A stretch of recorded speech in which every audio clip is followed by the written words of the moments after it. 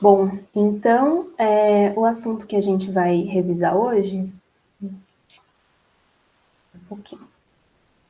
é estequiometria, que foi a aula de semana passada e vai ser a aula dessa semana.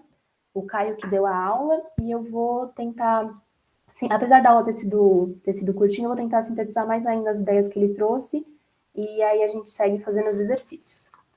Bom, então a primeira coisa que eu tenho para falar para vocês é do significado da palavra estequiometria, né? Ela vem do grego estéquio, que significa elemento, e metria, que significa medida.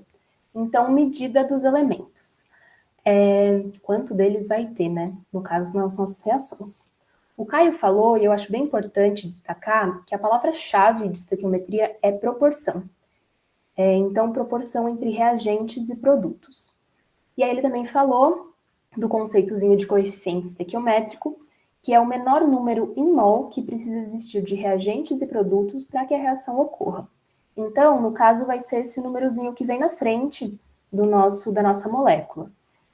Como ele disse em aula, poderia ser, por exemplo, 2 mol de nitrogênio, 6 de hidrogênio e 4 de amônia. Mas é importante a gente lembrar que é o menor número em mol. Então, a gente sempre vai reduzir até a menor quantidade em mol. E aí ele também falou de conservação de massa, se a gente lembrar da lei de Lavoisier, ela vai valer sempre, aqui não é diferente. Ela fala o seguinte, que a massa envolvida antes e depois da reação ocorrer é a mesma, assim como a quantidade de mol de cada elemento envolvido nos reagentes e nos produtos. E aí ele somou aqui as massas, cada nitrogênio tem 14, né? Então 2 vezes 1 mol, né? O nosso gás nitrogênio, vão somar 28 gramas, mais 3 vezes 2 de hidrogênio, que vão dar 6 gramas de hidrogênio, um total de 34 gramas. No final, a mesma coisa, a gente vai ter, né, os nossos 2 nitrogênios e 2 vezes 3 hidrogênios, totalizando 34 gramas.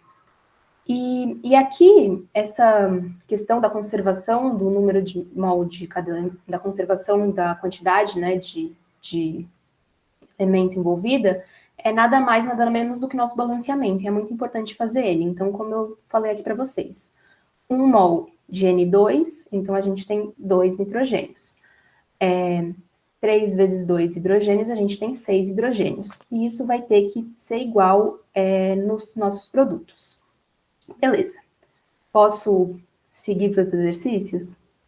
Principalmente para a Paola. Pode sim. Tá bem. O nosso primeiro exercício é o número 1 da nossa lista 1 de estequiometria. Ele é da Unicamp e ele fala o seguinte. A remoção do sulfeto de hidrogênio presente em amostras de biogás é essencial, já que ele é altamente corrosivo para tubulações metálicas. A queima desse sulfeto de hidrogênio também é muito prejudicial ao meio ambiente, pois leva à formação de dióxido de enxofre. Um estudo de 2014 sugere que a remoção do sulfeto de hidrogênio pode ser realizada pelo uso de esponjas de óxido de ferro, que reagem com esse gás, mas pode ser regenerado. Segundo o estudo, no dispositivo utilizado 1 kg de óxido de ferro foi capaz de remover entre 0,2 e 0,716 kg de sulfeto de hidrogênio. Considere que apenas a reação abaixo, já balanceada, esteja ocorrendo nesta remoção. Da reação aqui. A partir desses dados, pode-se afirmar que, na condição de remoção máxima de sulfeto de hidrogênio relatada no estudo, e aí tem as alternativas. Restaram cerca de 33% de óxido de ferro para reagir, tomando por base a estequiometria da equação química fornecida. Restaram cerca de 67% de óxido de ferro para reagir, tomando por base a estequiometria da equação química fornecida. C. Foi removida uma quantidade maior de sulfeto de hidrogênio que a prevista pela estequiometria da reação química fornecida. Ou D. As quantidades reagiram na proporção estequiométrica da equação química fornecida. Bom, vamos destacar aqui que ele fala condição de remoção máxima de sulfeto de hidrogênio, que é esse carinha aqui. E eu destaquei também as massas molares para a gente. O que a gente tem para destacar da primeira parte do enunciado? Bom, ele falou, né, condição de remoção máxima, Então, se vai de 0,2 a 0,716, a máxima vai ser 0,716 kg de sulfeto de hidrogênio sendo removidos. Para isso, ele vai usar 1 kg de óxido de ferro, que é esse daqui.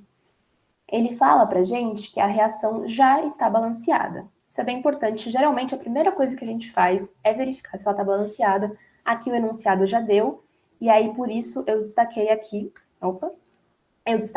que é 1 mol de óxido de ferro e 3 de sulfeto de hidrogênio. Bom, primeira coisa a ser feita é calcular as massas molares. Então, calculando do óxido de ferro com as massas que ele deu, vai ser 2 vezes a de ferro mais 3 vezes a de oxigênio. Isso vai dar 160 gramas por mol. De sulfeto de hidrogênio vai ser 2, né, de 2 hidrogênios, mais 32 do enxofre, que vai dar 34 gramas por mol. A gente vai ter, né, uma proporção de 1 para 3. Então, 1 mol de óxido de ferro vai remover 3 mol de sulfeto de hidrogênio. Então, aqui, 1 vezes a massa molar dele vai remover 3 vezes a massa molar desse outro carinha aqui. Se eu vou remover 0,716 kg de sulfeto de hidrogênio, quantos mol de óxido de ferro eu vou precisar? Quantos quilogramas de óxido de ferro eu vou precisar? E aqui é importante a gente notar, né? Eu sempre falo para primeiro converter tudo para grama. Você poderia ter feito isso, mas eu acho que acaba perdendo um pouquinho de tempo, porque nesse caso a gente vai poder comparar. Aqui você vai ter o resultado em quilograma, mas a gente vai comparar quilograma com quilograma. E aí aqui as comparações é só em porcentagem. Então, tudo certo, pode deixar em quilograma nesse caso. Fazendo essa regra de 3, a gente vai ter 1,123 kg de óxido de ferro. Peraí que eu vou só aceitar uma pessoa.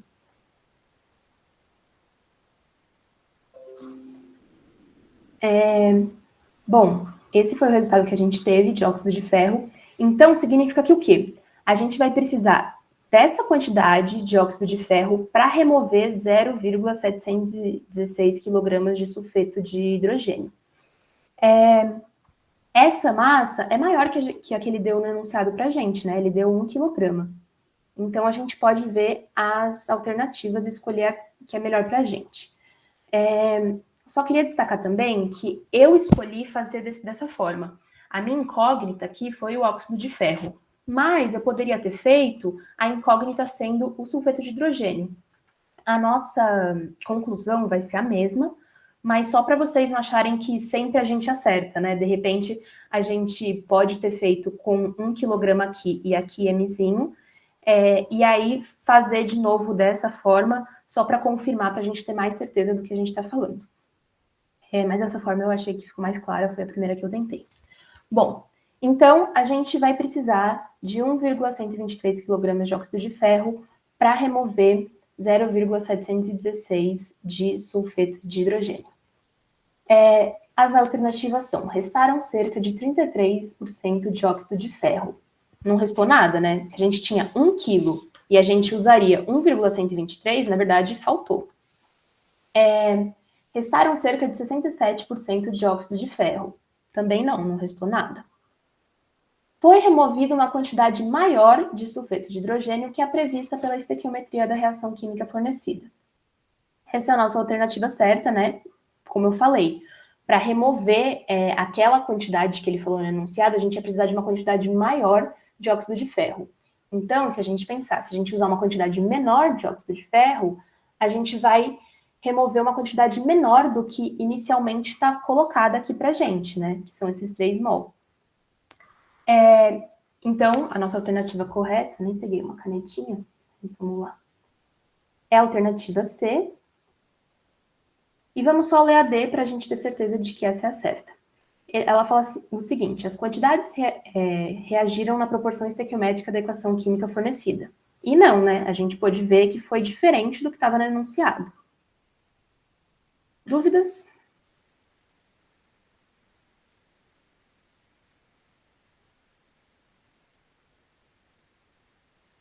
Tudo certo? Vou seguir então. Tudo certo. Que bom. Bom, o próximo exercício é o 2 da nossa lista. ele fala o seguinte: nos aterros sanitários, o processo de biodegradação da matéria orgânica ocorre geralmente em condições anaeróbicas, em ausência de oxigênio ou de ar, produzindo gases causadores do efeito estufa, metano e gás carbônico, conforme mostrado na equação abaixo, exemplificada para a glicose. Então, a gente tem a glicose, 1 mol de glicose se transformando em 3 de metano e 3 de dióxido de carbono. O volume de gases do efeito estufa gerado pela decomposição anaeróbica de 0,9 kg de glicose na CNPP será de aproximadamente. Ele dá as massas molares e ele dá as alternativas. Primeira coisa que a gente vai fazer, grifar o que é importante desse enunciado. Então, o que ele quer da gente? Ele quer o volume de gases do efeito estufa, ou seja, desses dois. Gerado por quem? Por uma quantidade de 0,9 kg de glicose. As condições CNTP, ou seja, 0 graus Celsius e 1 atm. E ele dá as massas molares, também achei importante grifar aqui, porque a gente vai calcular. Primeiro, então, calculando a massa molar da glicose. A gente tem 6 carbonos, 12 hidrogênios e 6 oxigênios. Isso dá pra gente 180 gramas por mol. Então, gente, se a gente tem 180 gramas em 1 mol, em 900 gramas, que é o que ele dá no enunciado pra gente, né, 0,9 kg de glicose, a gente vai ter quantos mol? Fazendo essa regrinha de 3 rapidão, a gente vai ter 5 mol de glicose reagindo para formar os gases do efeito estufa, que ele quer saber o volume. Então, a gente tinha a proporção de 1 mol de glicose para 3 de metano para 3 de CO2. Se a gente tiver 5 mol de glicose, né, é só multiplicar por 5 os outros dois, e aí então a gente vai ter 15 de metano e 15 de CO2. E aí, gente, ele pediu o volume, a gente já tem a quantidade de mol, né, dos gases do efeito estufa, que é a soma disso aqui, então 30 mol é o nosso Nzinho, usando o PV igual a NRT, lembrando que, assim, não estava no exercício, mas muito provavelmente estava na prova, essa constante aqui, que está em ATM, litro, por mol Kelvin. Então, a gente vai usar ela, transformar o nosso 0 graus Celsius em Kelvin, que é 273, e obter o nosso volume. Então, 30, que é nosso número de mol, vezes a constante, que é 0,082, vezes a temperatura, que é 273, dividido pela pressão, que é 1 atm. Isso vai dar 671,58. Eu não escrevi aqui porque eu esqueci, mas é litros, né? Por conta dessa constante aqui. Então, a nossa alternativa correta, a que mais se aproxima, né? Fazendo uma aproximação, é 672, que é a alternativa E. Dúvidas nesse aí? Prof, a gente sempre vai fazer com Kelvin essas atividades, assim, esses exercícios, quer dizer? Olha, sempre é muita coisa, né? Mas a grande maioria a gente precisa, assim, a não ser quando a gente às vezes precisa comparar um com o outro, aí às vezes não precisa transformar a temperatura. Mas é importante saber, sim, essa conversão, porque muitas vezes aparece em Kelvin, principalmente quando está se calculando em gases, né? O PV igual a NRT. Então, vocês sabem que existem, né, outras... Essa constante é uma das constantes usando essas unidades, mas existem outras. Normalmente, o exercício ou a prova vai dar, mas é bom saber uma ou outra. E, normalmente, também elas aparecem em Kelvin, então é importante saber a conversão. Entendi, obrigada. Imagina. Bom, sem dúvidas, então, a gente passa para o exercício 4. Me interrompam caso apareça alguma dúvida aí. O exercício 4 fala o seguinte: dada a equação química não balanceada, tá aqui a equação, a massa em gramas de carbonato de sódio que reage completamente com 0,25 mols de ácido clorídrico Nossa, eu acho que não coloquei... Ah, não, ele fala que é em gramas, né? Em gramas tudo isso aqui. Beleza. O que a gente precisa destacar do exercício? Que a equação química não está balanceada. O que ele quer? A massa em gramas de carbonato de sódio que vai reagir completamente, que vai ser totalmente consumida quando reagir com o ácido com 0,25 mol de ácido clorídrico. Beleza. Bom, então ele falou pra gente que não está balanceado. Primeira coisa que a gente vai fazer, balancear. Lembra do que eu disse, do que o Caio disse, que precisa ter a mesma quantidade de elementos no início e no fim. Então, aqui no início a gente tem 2 de sódio, no fim, só 1. Importante. Aqui no início a gente tem 1 de carbono, aqui no final 1 de carbono. 3 oxigênio, aqui 1, 2, 3 oxigênio também. Ih, gente, tô maluca, né? Escrevi um só. É 3. Deixa eu...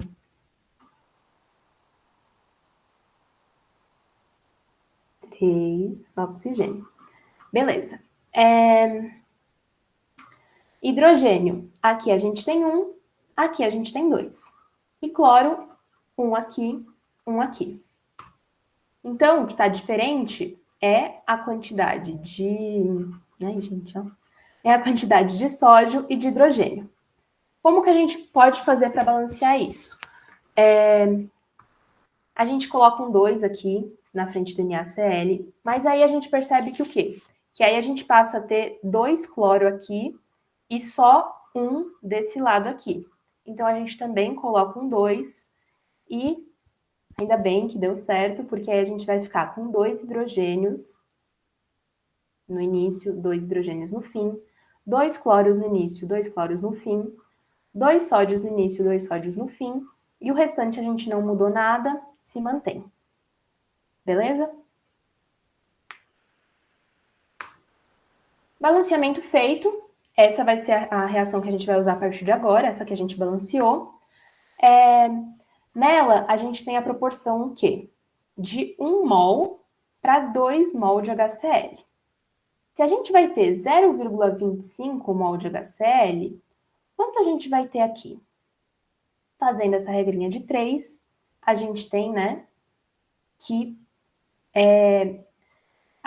a proporção estequiométrica, sendo ela de 1 para 2, se a gente tem 0,25 de ácido clorídrico, a gente precisa ter 0,125 de Na2CO3. E quanto que isso representa em massa? Para fazer isso, a gente precisa calcular a massa molar desse carinha.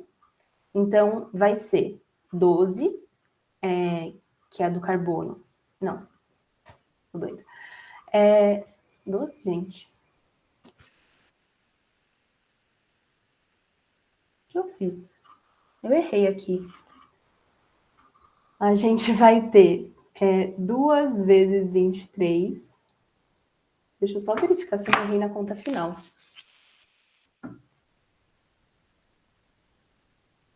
A gente vai ter 2 vezes 23 do nosso sódio, mais 12 do carbono, mais... Nossa, esquece isso aqui. Mais 3 vezes 16 do oxigênio. Então, mais 12 vezes 2. É isso aí, o resultado final, pelo menos eu acertei. Essa continha aqui vai dar 106 gramas por mol. A gente está fazendo isso para descobrir quanto representa 0,125 mol. Então, se 106 gramas é 1 mol, 0,125 vai ser quanto? E aí, aqui eu fiz certinho a nossa regra de 3. Isso vai dar 13,25 gramas. Voltando para o nosso enunciado, isso dá a alternativa C para a gente. 13,25 em gramas, como ele falou. Belezinha? Vou voltar aqui para vocês.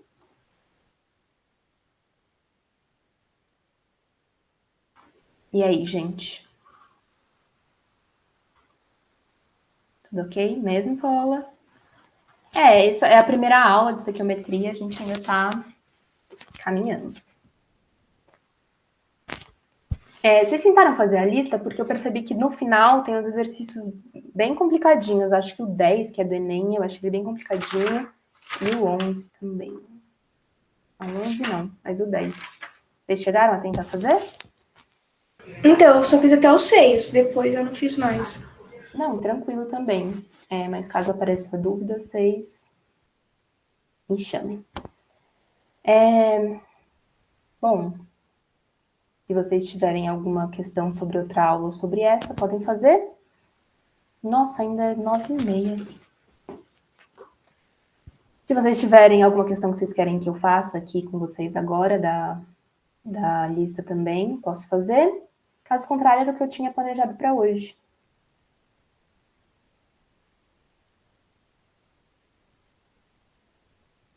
Se você puder fazer aquela mais complicadinha que você falou, seria ótimo. Beleza, vamos lá. Eu não coloquei, né, geralmente eu coloco lá para os exercícios serem importantes vocês darem uma olhada, e aí o que a gente tenta fazer é exercícios dos essenciais, né, porque a gente sabe que às vezes as pessoas não têm tempo de olhar todos e não quer afastar elas da live. Mas eu vou fazer aqui, deixa eu abrir ele aqui, e eu vou tentar fazer com vocês. Vamos lá.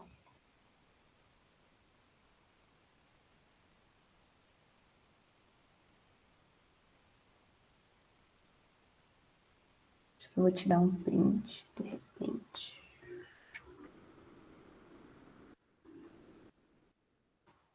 Dá pra cá.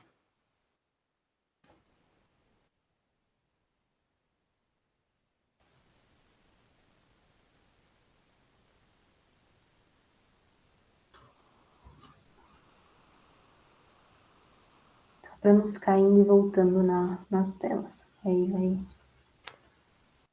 me confundir.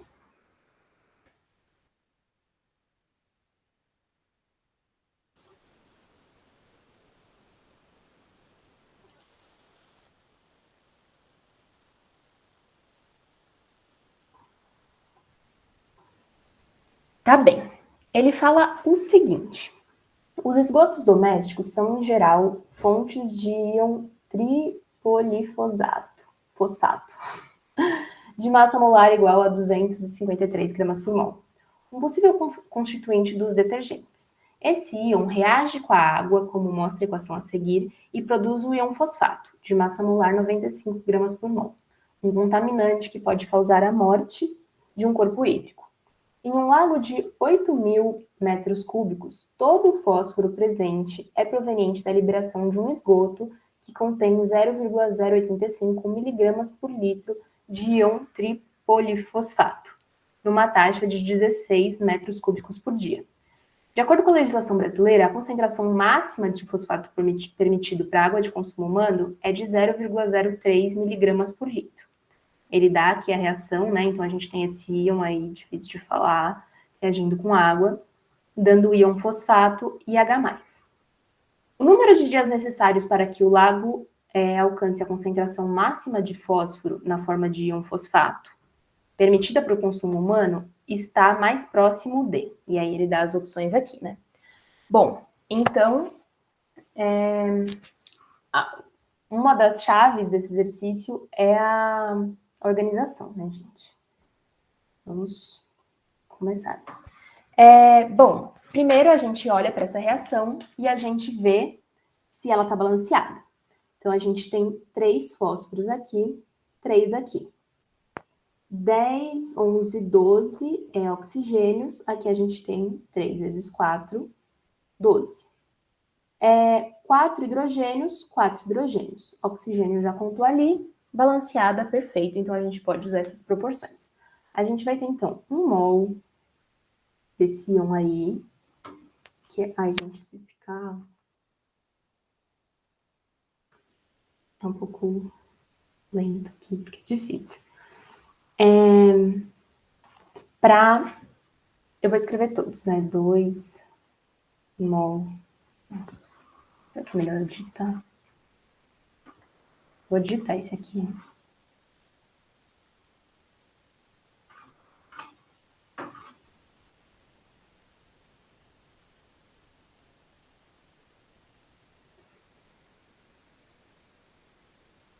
Tá bom, então a gente tem 1 mol do íon P3O10, tá?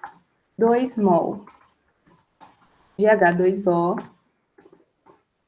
para 3 mol do íon fosfato para 4 mol de H+.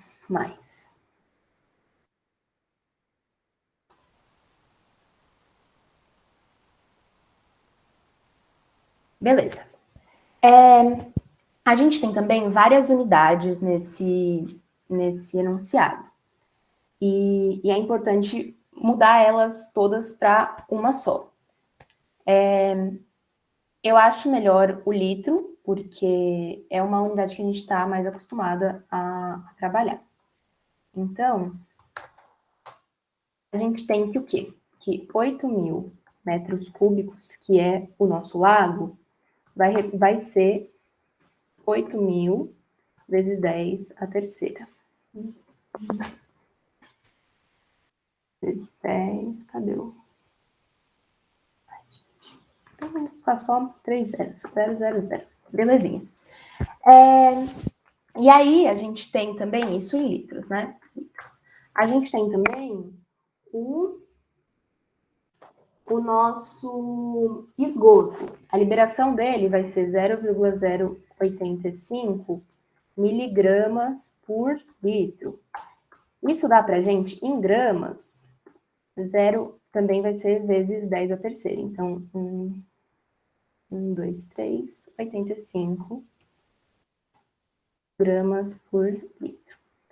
Eu gosto de usar, na verdade, aqui eu não vou usar aqui porque tá difícil de escrever, mas o 10 a terceira porque, às vezes, ele pode ser cortado. Então, fica aí a dica. Bom, e aí a gente tem que...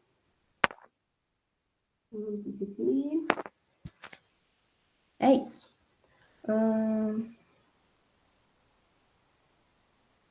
Ai, não, gente, desculpa, não é vezes 10 a terceira, é 10 menos 3.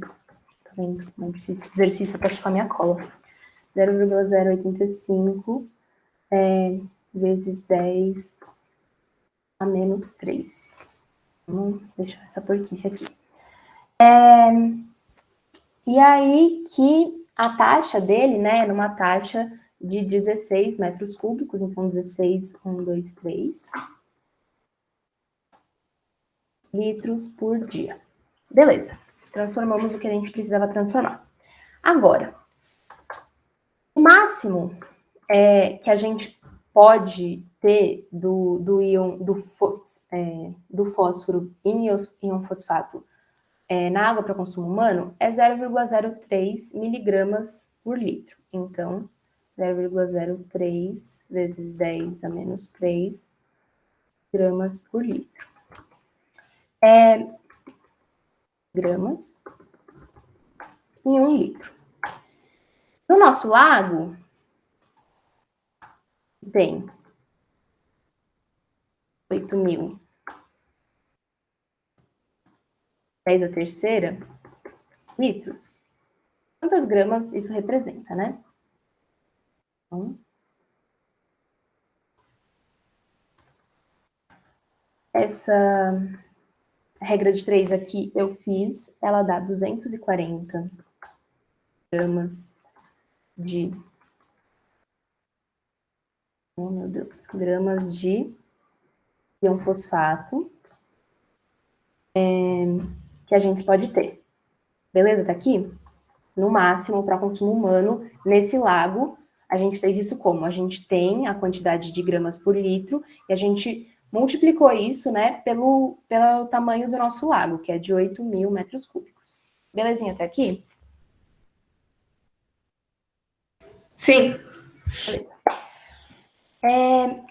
Aí, então, quanto isso, usando as nossas proporções, quanto isso vai representar desse outro íon aqui, que está no início da nossa reação? Quanto dele, reagindo com a água, vai nos dar essa quantidade de íon fosfato? A gente calcula. Então, 253 gramas. Eu peguei essa massa molar aqui que ele dá no início. Em 1 mol... Em 1 mol não, desculpa.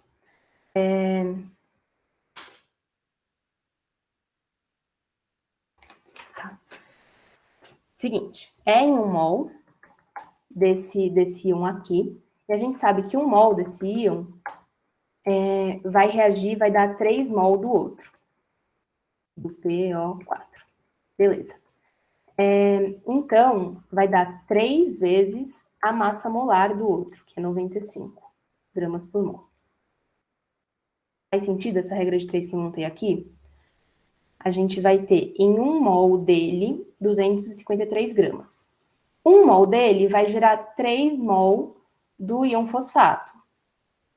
Então, vai ser 3 vezes a massa molar do íon fosfato. Aqui vai ser em gramas por mol. E aqui vai ser 3 mol vezes gramas por mol. Isso, no fim das contas, vai nos dar gramas. Deu para entender? Sim. Tá bem. Aí a gente tem um X aqui, a quantidade de gramas que a gente achou, que foi 240 gramas. Aqui vocês entendem também, né, que mol vai multiplicar aqui tá embaixo, aqui tá em cima, vai ficar em gramas isso aqui. Então, a gente está trabalhando na mesma unidade. Beleza. Aí, fazendo essa continha aqui, o nosso X, ele vai ser aproximadamente, né, 213 gramas desse outro íon aí. P3O10. Bem? Bom, então, a gente já sabe qual que é o máximo que a gente pode ter desse primeiro íon aqui, transformando nesse segundo. Agora, quanto que o esgoto joga? O esgoto. Bom, o esgoto, ele falou que ele contém 0,085 miligramas por litro de íon tripolifosfato, numa taxa de 16 metros cúbicos por dia. Então, a gente vai ter, né, 0,085 vezes 10 menos 3 gramas desse íon em 1 litro. As 213 que a gente achou aqui, quantos litros a gente vai precisar desse esgoto?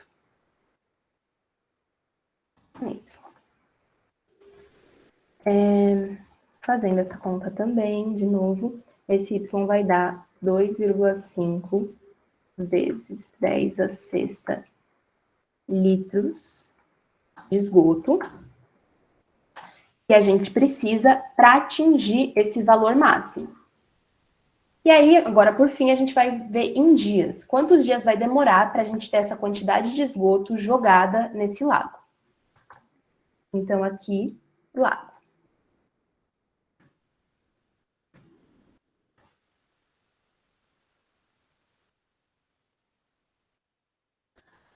Lago. Bom, em um dia, são 16, 1, 2, 3 litros de esgoto.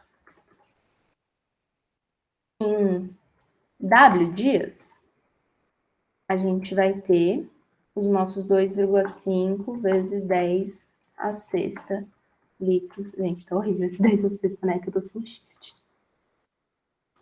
10.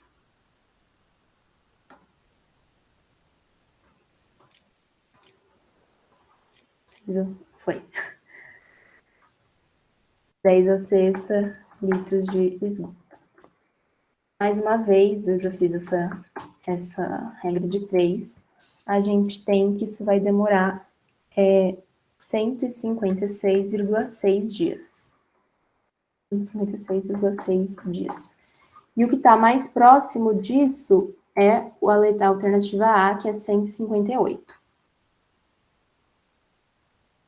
Beleza? Tudo certo. É bastante etapas, bastante complicado. Mas, como vocês viram, assim, é só regra de 3. É complicadinho de fazer na mão, né? Tudo isso aqui eu fiz na calculadora. Mas o Enem, ele é assim, ele tem várias continhas. E são só regras de 3, então regra de 3 é uma coisa simples, e tudo que a gente precisa é organizar o nosso pensamento e ver até onde a gente quer chegar, que no caso então seria dias, e de onde a gente parte, né?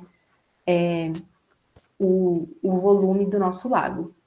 E aí, também as proporções estequiométricas, obviamente, da nossa reação. E aí, gente? Eu entendo também que, assim, me vendo fazer uma coisa e fazendo a outra, né? Mas se vocês tiverem alguma dúvida do jeito que eu fiz, a gente pode tentar tirar.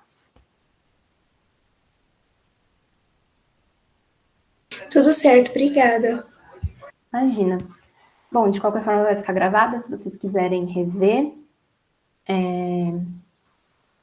Se vocês quiserem rever, se vocês tiverem dúvida depois, é só chamar a gente no WhatsApp.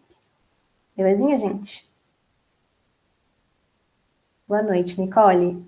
Então, boa noite, bons estudos aí. Assistam a segunda aula de estequiometria ou coloquem seus estudos em dia hoje e boa semana para todo mundo. Tchau, tchau.